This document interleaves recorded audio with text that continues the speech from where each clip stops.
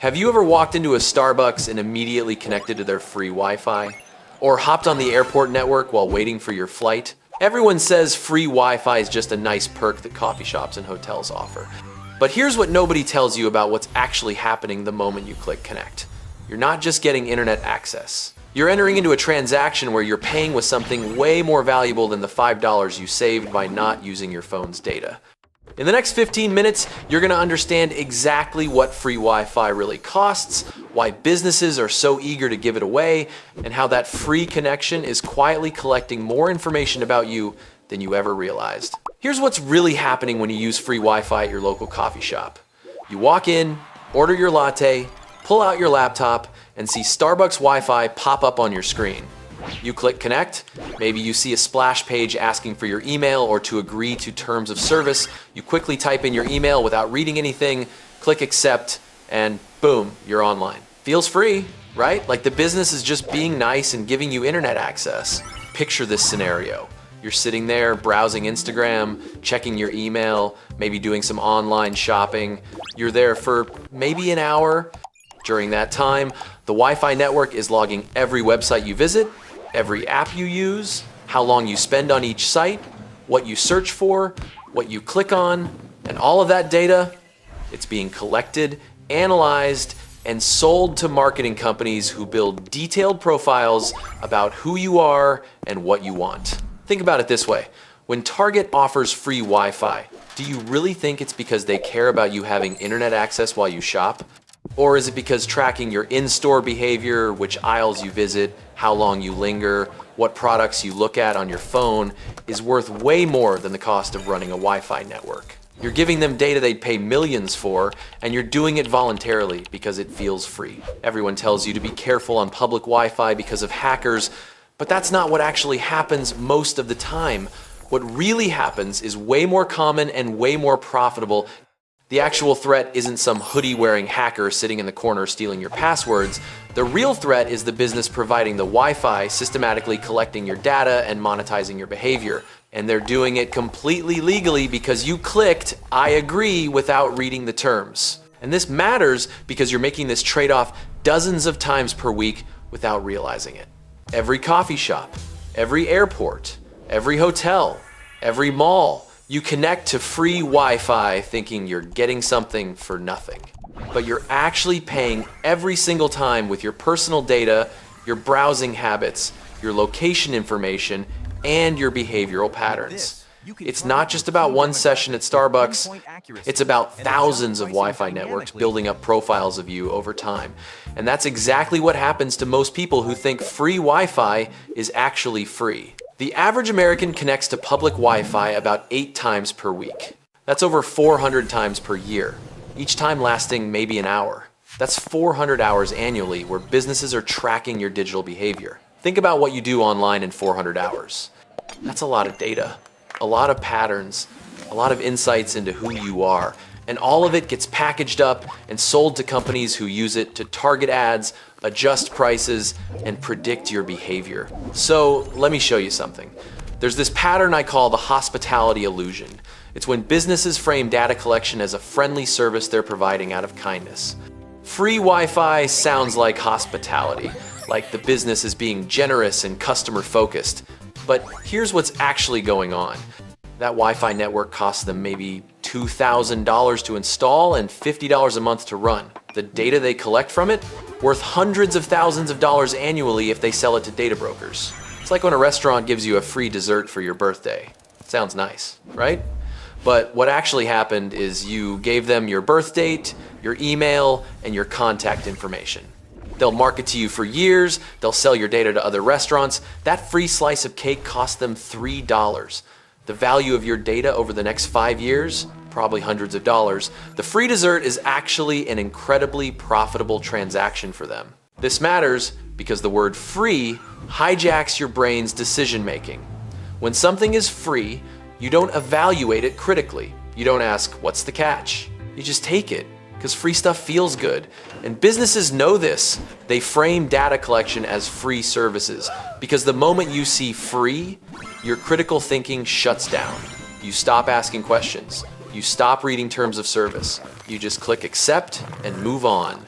Think about Lisa. She's a 9-year-old graphic designer in Portland. She works from coffee shops probably 4 days a week. She always uses their Wi-Fi because why would she burn through her phone's data when free Wi-Fi is available? Over the past year, Lisa has connected to free Wi-Fi at about 30 different locations. Each location has logged her browsing history.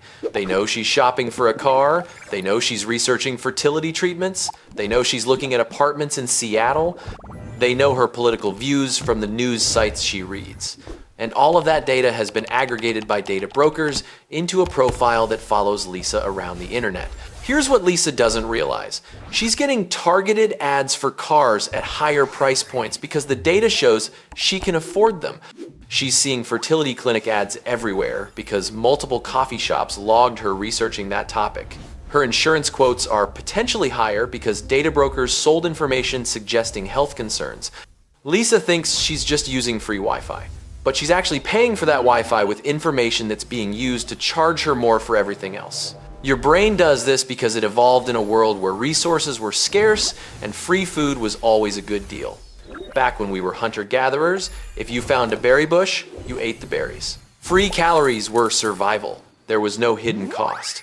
But in today's digital economy, free almost always has a cost. It's just that the cost is invisible and delayed. You don't feel it happening. So your ancient brain treats it like those free berries, even though the transaction is completely different. But here's where it gets interesting. The Wi-Fi provider doesn't just see where you browse, they can see way more than that. Every device that connects to their network broadcasts a MAC address, a unique identifier for that device. So the Wi-Fi network knows exactly which device is yours. They can track when you come back, how often you visit, how long you stay. They're building a profile not just of this session, but of your patterns over time. Now, here's what makes this even more surprising. Many Wi-Fi networks use something called a captive portal, that splash page where you enter your email or log in with Facebook.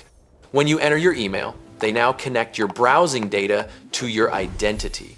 When you log in with Facebook, you're literally handing them access to parts of your Facebook profile.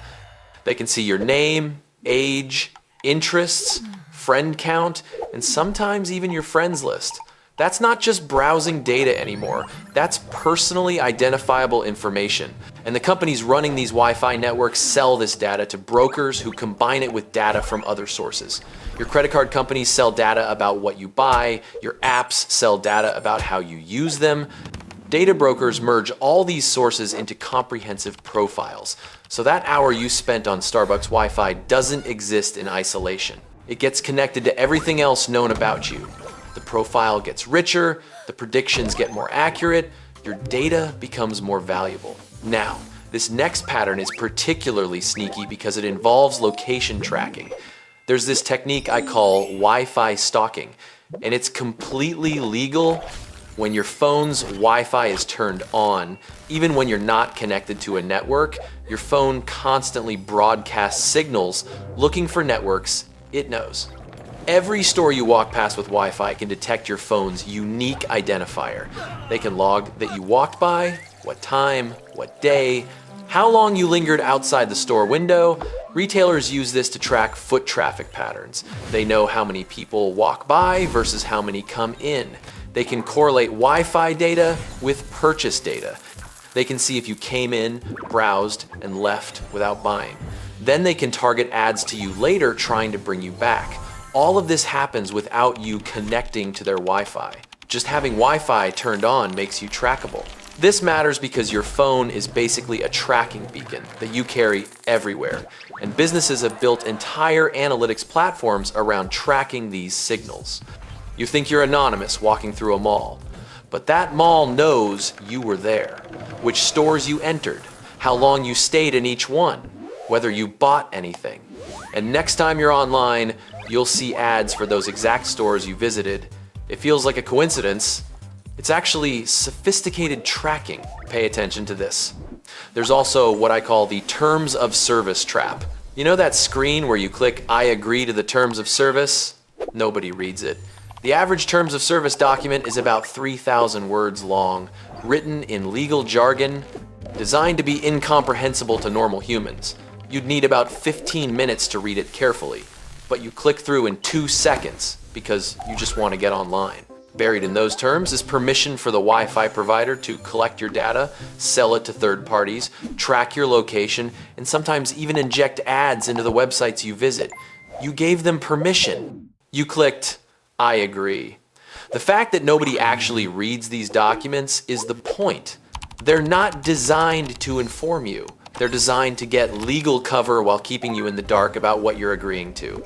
And if you think that's wild, check this out. Some free Wi-Fi networks actually modify the websites you visit. They inject extra ads into pages. They can redirect certain clicks to affiliate links so they earn commission. Some even inject tracking cookies from their partners. You think you're visiting regular old YouTube, but the Wi-Fi network has modified the page to include extra tracking. And because you're using their network, they have the technical ability to do this. Wild, right? Let me blow your mind for a second. Here's the uncomfortable truth about free Wi-Fi that nobody wants to admit. The entire business model of free Wi-Fi is surveillance. Not connectivity, not customer service, surveillance. Businesses offer free Wi-Fi because data is the most valuable commodity in the modern economy. Your attention, your behaviors, your patterns, these are worth real money. Way more money than charging you $5 for Wi-Fi access. What's actually happening is that we've built an economy where your personal information is currency. Businesses have figured out that giving away services for free and collecting data is more profitable than charging money up front.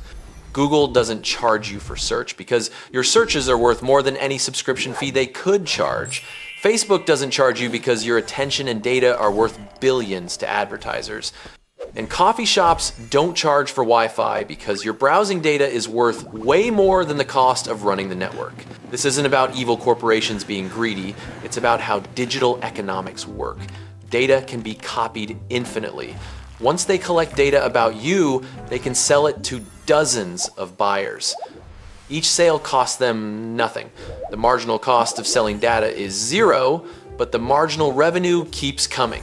So from a pure business perspective, giving away Wi-Fi to collect data is a no-brainer. It's one of the most profitable business models ever invented, and it's the reason why free services have completely taken over the internet. YouTube, Facebook, Gmail, Instagram, TikTok, Spotify's free tier, and yes, free Wi-Fi at every coffee shop. They're all built on the same model. Give away the service, collect the data, sell the data, profit massively. Once you see this pattern, you can't unsee it. Every free thing is a data collection operation dressed up as a service. Let me tell you about Marcus. Marcus is also 29, also works from coffee shops occasionally, also in Portland. But Marcus understood something Lisa didn't. He realized that free Wi-Fi isn't actually free. So Marcus made different choices. When he needs to work online in public, he uses his phone's hotspot instead of public Wi-Fi. It costs him maybe an extra $10 per month for the data. But his browsing stays private. His phone company can see his data usage, but they're not logging every website and selling detailed behavioral profiles. When Marcus absolutely must use public Wi-Fi, he uses a VPN, a virtual private network that encrypts his traffic so the Wi-Fi provider can only see encrypted data, not which sites he visits. He keeps Wi-Fi turned off on his phone unless he's actively using it, preventing stores from tracking his location. He never logs into Wi-Fi networks with his Facebook account. He uses a separate email address specifically for Wi-Fi logins that's not connected to his real identity. Notice how Marcus isn't living off the grid or avoiding the internet. He's just being strategic about which companies get his data. He decided his privacy is worth $10 a month. He recognized that the savings from free Wi-Fi cost him way more in lost privacy. And here's what happened. Marcus sees fewer creepy targeted ads. He's not being tracked across dozens of locations. His data isn't being sold to brokers who merge it with other data sources. He's still online, still productive, but on his terms. Compare that to Lisa, who thought she was being smart by using free Wi-Fi everywhere. She saved maybe $120 per year on data costs, but her data profile is being sold for probably 10 times that amount. She's seeing higher prices on stuff she shops for online because retailers know she can afford it. She's getting targeted with predatory ads for services she researched once. Her digital footprint is massive and monetized by dozens of companies she's never heard of. So what's really going on here? It's not actually about free Wi-Fi being dangerous from hackers. It's about understanding that nothing is truly free. The people who protect their privacy don't have special technical skills. They understand that free services exist to extract value from users. They know that data is currency. They recognize that free Wi-Fi is really a transaction where you're the product being sold. And once you see it this way, everything changes. These patterns aren't personal failures. They're predictable traps that millions of people fall into because the word free is incredibly powerful. You're not dumb for using free Wi-Fi. You just didn't know what you were trading.